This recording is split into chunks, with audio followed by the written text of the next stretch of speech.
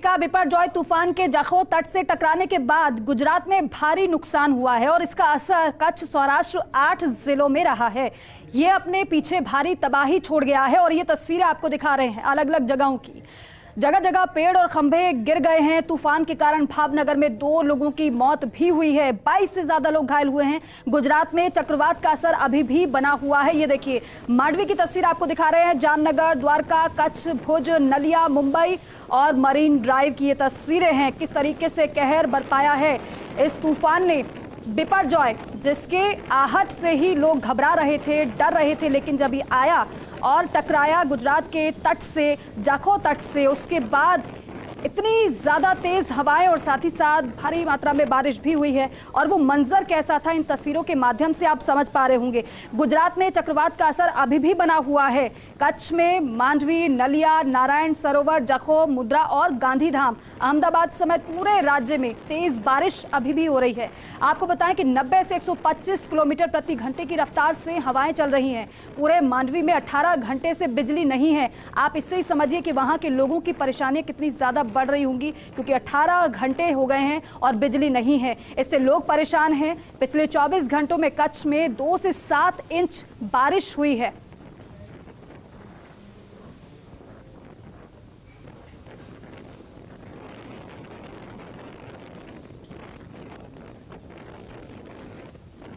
तो देखिए तस्वीर आपको दिखा रहे हैं और यहाँ गुजरात के कच्छ में किस तरीके से सबसे ज्यादा असर देखने को मिला था, क्योंकि कच्छ के जखौ तट से ही टकराया था ये बिपरजॉय। और वहां से पूर्णिमा मिश्रा मेरे सहयोगी हमारे साथ जुड़ रही है, साथ ही साथ माउंट आबू से मेरे सहयोगी कमलेश प्रजापत आपको स्क्रीन पर नजर आ रहे हैं। दोनों का रुख करेंगे, लेकिन सबसे पहले आपको कच्छ लेकर चलते हैं। पूर्णिमा, हमने देखा लगातार आपने रिपोर्ट किया वहां से, जब तूफान आ रहा था तब भी आप वहां पर खड़ी हुई थी, दर्शकों को तस्वीरें दिखा रही थी। जरा बताइए कि अभी वहां पर क्या स्थिति महसूस कर पा रही हैं आप, कैसी तस्वीरें वहां पर देख पा रही हैं?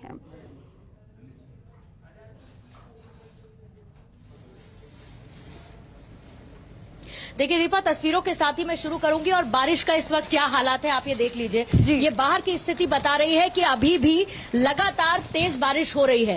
अब आपको आगे की तस्वीरें मैं दिखाती हूँ, क्योंकि जैसे जैसे मैं रास्ते से देखिए गुजर रही हूँ, आपको खंबे गिरे हुए नजर आएंगे, बड़े पेड़ गिरे हुए नजर आएंगे। जगह जगह कहीं पर खंभों का झुकाव हो रखा है। लगभग 940 ऐसे गाँव हैं जहाँ पर बिजली गुल हो चुकी है। अब से थोड़ी देर पहले आपने क्योंकि बिजली का ही जिक्र किया, लगभग 940 गाँव इससे प्रभावित हुए हैं। और आप मान के चलिए कि एक बड़ा चैलेंज आने वाला है। बड़ा चैलेंज इसीलिए क्योंकि खंबे टूट चुके हैं और ऐसे में बिजली का रिस्टोरेशन करना बहुत ज्यादा मुश्किल हो जाएगा। 2 लोगों की मौत की खबर है, 22 लोग लगभग ऐसे हैं जो कि घायल हैं। इस वक्त देख सकते हैं आप किस तरीके से तस्वीरों में खंबे झुके हुए हैं। जगह जगह हमें वायरिंग गिरी हुई नजर आ रही है और तबाही तो है, लेकिन अब वक्त कहाँ का है। अब राजस्थान में बिपरजॉय की एंट्री का वक्त है। और जो मेरी जानकारी आधिकारिक सूत्रों के हवाले से मिली है, आधिकारिक सोर्सेज ये बता रहे हैं कि अब साउथ गुजरात की तरफ साइक्लोन का इम्पैक्ट देखने को आज और कल में मिलेगा और कल उसके बाद वो राजस्थान के बॉर्डर में एंटर करने वाला है। ये तस्वीरें देखिए इस वक्त आप देख रही हैं। और दूसरी तरफ आपको एक बात और समझनी होगी, अधिकारियों की मुस्तैदी ग्राउंड पर लगातार हमने देखी।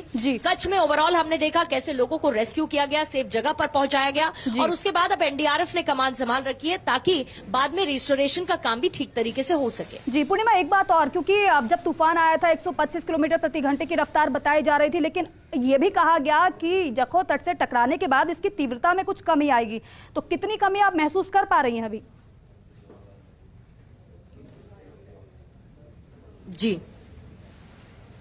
देखिए, लगभग 90 किलोमीटर प्रति घंटे की रफ्तार से अभी ये हवाएं चल रही हैं। और रही बात कि इसकी तीव्रता में कितनी कमी आई है, तो वो ज्यादा महसूस आप कर पाएंगे जब ये राजस्थान में एंट्री करेगा, क्योंकि जानकारी ये है कि राजस्थान में जैसे ही बिपरजॉय साइक्लोन एंट्री करेगा वो डिप्रेशन मोड में चला जाएगा। डिप्रेशन मोड से मतलब ये है कि उसका इम्पैक्ट कम हो जाएगा, उसमें हवा की गति बहुत ज्यादा कम हो जाएगी। यानी कि जिस तरीके की तबाही के निशान हमने जखौ के आसपास देखे हैं या पूरा का पूरा कच्छ और सौराष्ट्र का इलाका जैसे इससे प्रभावित हुआ है, राजस्थान में इस बात की उम्मीद है कि इसका असर कम नजर आएगा। हालांकि मुख्यमंत्री अशोक गहलोत की तरफ से लगातार बैठकें की जा रही हैं, टीम्स को स्टैंड बाय पर रख दिया गया है। ये देखा जा रहा है कि कोई भी आपात स्थिति होती है तो उससे कैसे निपटा जाए। लेकिन ये बहुत राहत की खबर है कि स्पीड कम हो चुकी है, गति कम हो चुकी है हवा की, जिससे बिपरजॉय साइक्लोन का इम्पैक्ट भी कम होने वाला है। ठीक है पूर्णिमा, आगे भी हम आपका रुख करेंगे, आप बने रहिए हमारे साथ कमलेश प्रजापत मेरे सहयोगी माउंट आबू से हमारे साथ जुड़े हुए।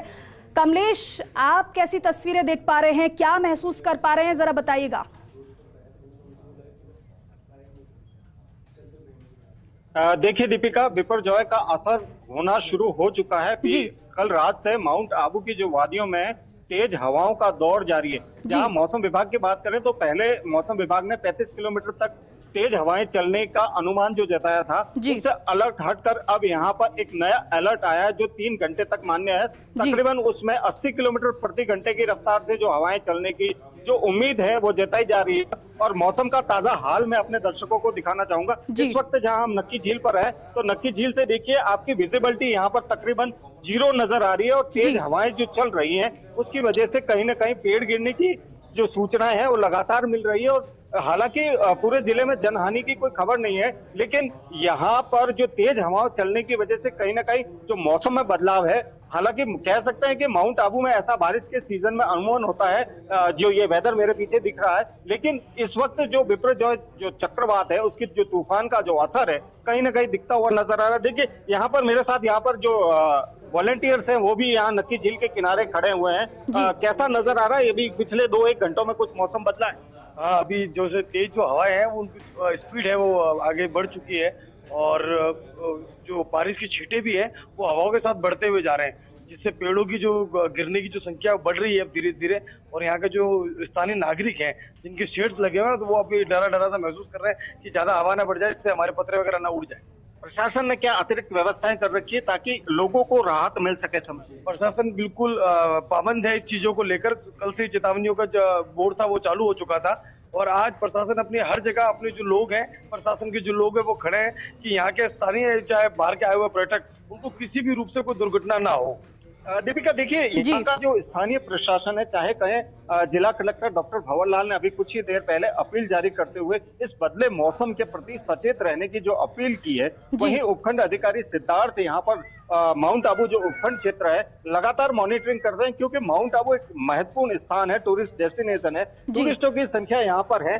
इस वक्त जहाँ हम नक्की झील पर खड़े हैं यहाँ पर ठीक आप फिलहाल दृश्यों में नहीं देख पाएंगे कि क्योंकि यहाँ पर एक सवाल मेरा इसी से जुड़ा हुआ है, क्योंकि टूरिस्ट स्पॉट है, यहाँ पर बड़ी संख्या में आप देखते हैं कि पर्यटक वहां पर पहुंचते हैं। ऐसे में बिपरजॉय के असर की बात कही जा रही है, तो क्या पर्यटकों के लिए कोई गाइडलाइन जारी की गई है या फिर पर्यटकों की आवाजाही फिलहाल के लिए रोक दी गई है? ऐसा कुछ निर्णय लिया गया है क्या? देखिए दीपिका, बिपरजॉय का जो असर है पूरे जिले में बरकरार है। और खास करके माउंट आबू क्योंकि टूरिस्ट डेस्टिनेशन है, उसकी वजह से टूरिस्टों पर कोई पाबंदी नहीं है फिलहाल, क्योंकि इतनी स्थिति गंभीर नजर नहीं आ रही है। लेकिन हो सकता है कि जैसी तीव्रता यदि बढ़ती है तो प्रशासन तुरंत गाइडलाइन जारी करके उन पर जो ऐसे टूरिस्ट स्पॉट है जहां पर दुर्घटनाएं घटित हो सकती है उन स्थानों पर पाबंदी लगाई जा सकती है। लेकिन फिलहाल यहाँ पर ऐसी स्थिति नहीं है कि आने वाला जो टूरिस्ट है उस पर पाबंदी लगाई जाए। वहीं प्रशासन ने एहतियात के तौर पर जो माउंट आबू के जो स्कूल है, उपखंड स्तर के जो स्कूल थे, सारे निजी कहें या सरकारी, तमाम स्कूलों की 2 दिन की यहाँ पर छुट्टी घोषित कर दी गई है। ठीक है कमलेश, मैं रुक करूंगी आगे भी आपका, लेकिन एक बार फिर से पूर्णिमा मिश्रा मेरी सहयोगी हमारे साथ लगातार बनी हुई है। पूर्णिमा, एक बात बेहद अहम आपसे जाननी है कि कहते हैं कि कोई तूफान आता है तो अपनी तबाही और निशान जरूर छोड़कर जाता है। ऐसे में पूरी रात तबाही का मंजर हमने देखा, क्योंकि लगातार तस्वीरें भी दिखा रहे थे दर्शकों को। ये बताइए जरा, सुबह हुई और सुबह आपने वहां पर जब बाहर निकली होंगी तो क्या आपने बदला हुआ देखा वहां पर?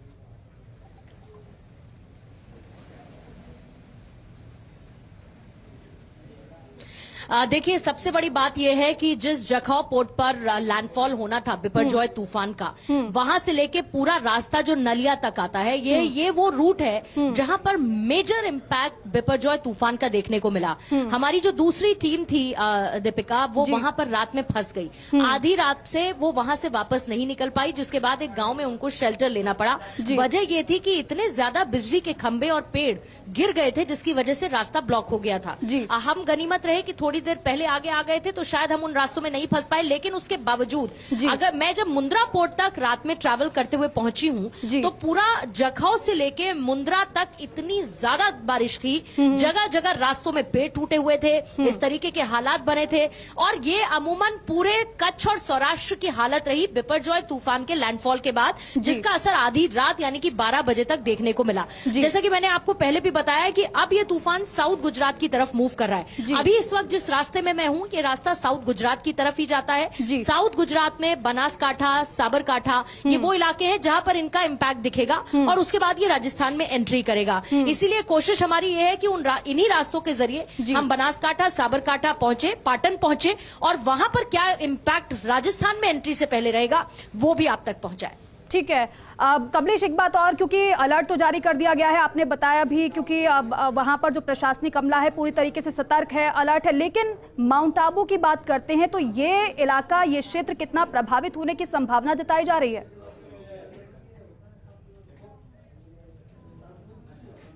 देखिए दीपिका, एक दृश्य से शुरुआत करना चाहूंगा कि जो सामने यहाँ पर जो बतख हैं इस झील के किनारे सुरक्षित स्थान पर बैठ गए। कहते हैं कि जानवरों को जो दुर्घटना होने का अंदेशा पहले से ही होता है, तो ये पक्षी अभी सुरक्षित स्थान पर बैठे हुए हैं। इससे अंदाजा लगा सकते हैं कि जो तूफान की तीव्रता है कहीं न कहीं बढ़ती हुई नजर आएगी और मौसम विभाग की जो भविष्यवाणी है, फिलहाल 80 किलोमीटर प्रति घंटे की रफ्तार से जो हवाएं चलने की जो उम्मीद है, उसकी जो इम्पैक्ट है यहाँ पर नजर आ रहा है। मेरे सहयोगी जीतेन मेरे साथ हैं, वो दिखाएंगे कि यहाँ पर जो आप देख सकते हैं कि जो हवाओं का बढ़ने का जो क्रम है वो लगातार जारी है और तेज हवाएं चलना शुरू हो गई है। ये जो हवाएं बढ़ने का जो क्रम है तकरीबन 3 घंटे यहाँ पर चलने की जो उम्मीद जताई जा रही है, उससे कहीं ना कहीं जो नुकसान होने की जो संभावना है वो बढ़ती हुई नजर आएगी। जगह जगह पेड़ तराशायी होते हुए दिखने की जो उम्मीद है वो है। और खास करके जो माउंट आबू का जो स्ट्रक्चर है, पहाड़ी इलाका है, तो वहां पर लैंडस्लाइड होने की जो संभावना है, क्योंकि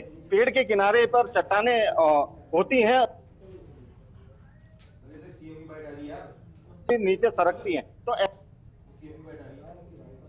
बिल्कुल कमलेश, अलर्ट भी जारी कर दिया गया है। वहां पर प्रशासनिक अमला भी पूरी तरीके से सतर्क है। माउंट आबू की तस्वीर आपको दिखा रहे हैं, मेरे सहयोगी लगातार अपडेट कर रहे हैं। और मुख्यमंत्री का बिपरजॉय तूफान गुजरात के बाद अब राजस्थान पहुंच गया है। बाड़मेर और जालोर में रेड अलर्ट है और यहां तेज हवाओं के साथ बारिश हो रही है। जालोर में सुबह तक 69 mm बारिश दर्ज की गई है, तो वहीं इधर जैसलमेर में भी आंधी बारिश लगातार जारी है। बाड़मेर और सिरोही में तेज हवाओं की वजह से पेड़ और पोल गिर गए हैं, ये असर अब दिखने को मिल गया है। तूफान के चलते शुक्रवार और शनिवार को मिलाकर राजस्थान के 5 जिलों में बहुत भारी बारिश के लिए रेड अलर्ट जारी किया गया, जबकि 13 जिलों में भारी बारिश का ऑरेंज अलर्ट जारी किया गया है। 2 सहयोगी हमारे साथ जुड़ रहे हैं, लुड़ाराम हमारे साथ जालौर से जुड़ रहे हैं, साथ ही साथ माउंट आबू से कमलेश प्रजापत मेरे सहयोगी हमारे साथ बने हुए हैं। लुड़ाराम, आपका रुख करना चाहूंगी, क्योंकि जालौर में रेड अलर्ट जारी है और उसका इम्पैक्ट हम देख रहे हैं। कल से बारिश भी शुरू हो गई थी, लेकिन अभी की स्थिति हम आपसे जानना चाहें और तस्वीरें आपसे जानना चाहें तो क्या है वहां पर तस्वीरें, कितना प्रभाव दिखना शुरू हो गया है?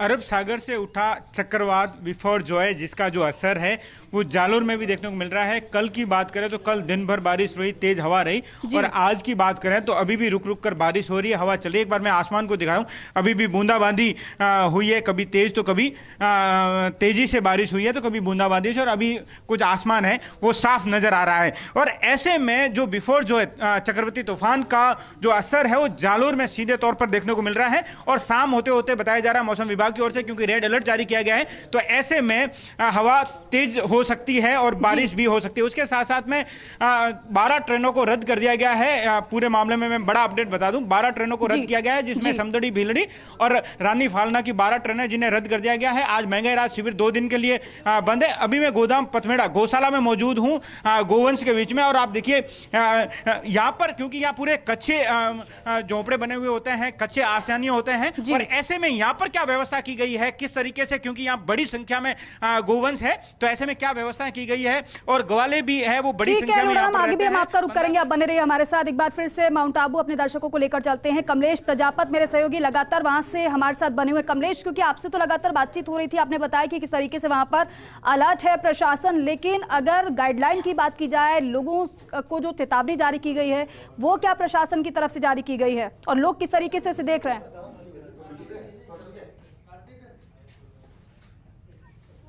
देखिए दीपिका, बिपरजॉय तूफान की तीव्रता को देखते हुए जिला प्रशासन कहें या वो उपखंड प्रशासन कहें, जिला कलेक्टर डॉक्टर भंवर लाल ने अभी कुछ ही देर पहले अपील जारी करते हुए कहा है कि जो तूफान की तीव्रता है और जो वायु की गति है उसमें बढ़ने की संभावना है। ऐसे में जो यहाँ के जो स्थानीय नागरिक हैं, यहाँ का टूरिस्ट है, वे सभी लोग सुरक्षित स्थान पर रहें।